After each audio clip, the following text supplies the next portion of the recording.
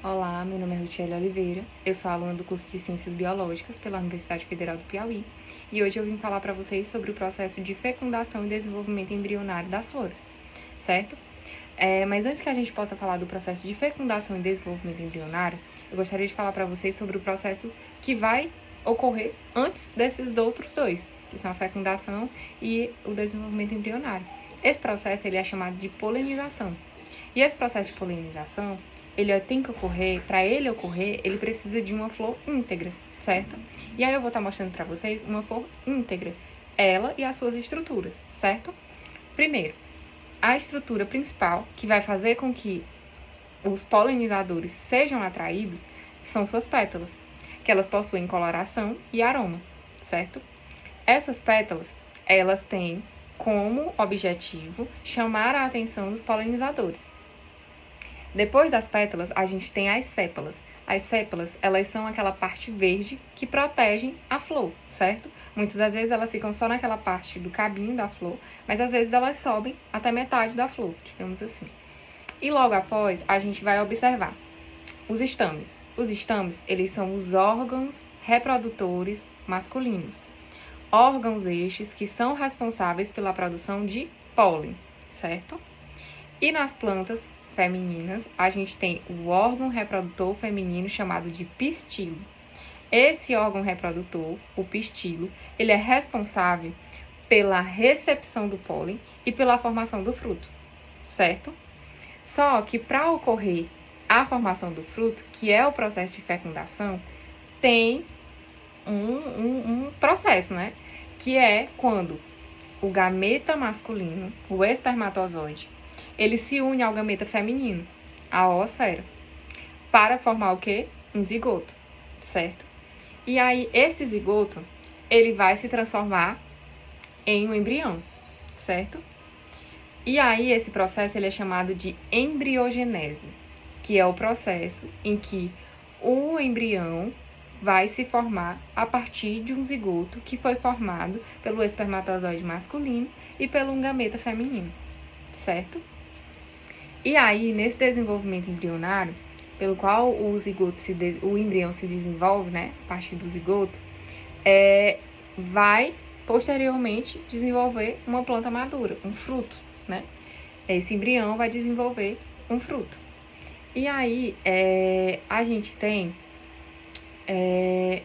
frutos formados a partir do ovário da flor e eles são classificados em diferentes tipos. A gente tem tipos de frutos formados a partir do embrião, né? Tem fruto simples, que é formado a partir de um ovário único, como o tomate e a maçã. Eles são formados em um único ovário. A planta, ela tem um ovário e aí ela vai formar um embrião a partir do zigoto, né? Nesse ovário. Tem o fruto composto, que é formado a partir de vários ovários, que é como um morango ou uma framboesa, sabe? E tem o fruto agregado, que é formado a partir de vários ovários de uma mesma flor, como uma rosa ou a amora, certo? Cada parte do fruto, ela tem uma função, certo? Tem o pericarpo, que é a parede do fruto, que vai proteger as sementes. Tem as sementes, que contém o embrião, que é a nova planta. E tem a polpa, que é a parte comestível, né? No caso da maçã, no caso da amora, no caso do tomate, né? Que a gente come, a parte que a gente come. E aí, são as diferentes, né, tipos de desenvolvimento embrionário. E aí, o que a gente pode observar? Que as partes principais de uma planta são essenciais, porque o nome já diz, partes principais. Então, elas são, de fato, o que vai fazer com que todos os outros processos sejam bem-sucedidos.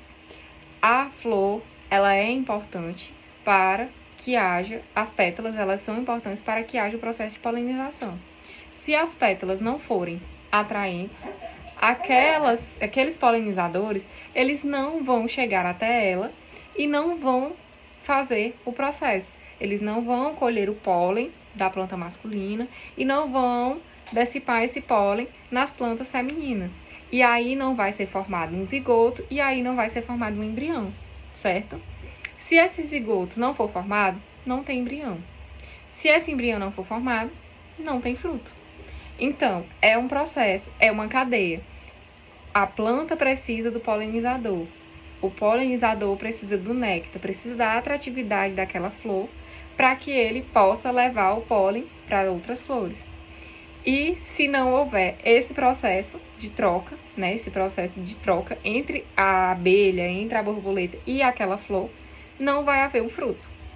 Então, o que basicamente a natureza quer nos dizer é que precisamos um do outro para que ocorram coisas, acontecimentos sejam gerados no nosso dia a dia. Então, se a borboleta, se a abelha precisa do néctar, a flor também precisa da abelha para que ela possa se dissipar, para que ela possa não só virar uma semente, mas para que ela possa estar presente nas gerações futuras, para que essa flor, para que essa planta, ela possa, através das suas sementes, ser dissipada novamente na natureza e gerar uma nova árvore que vai, uma nova árvore não, gerar uma nova planta e que vai dissipar suas sementes, seus frutos por aí e assim sucessivamente. Quero agradecer pela oportunidade, obrigada por terem assistido o vídeo, até mais.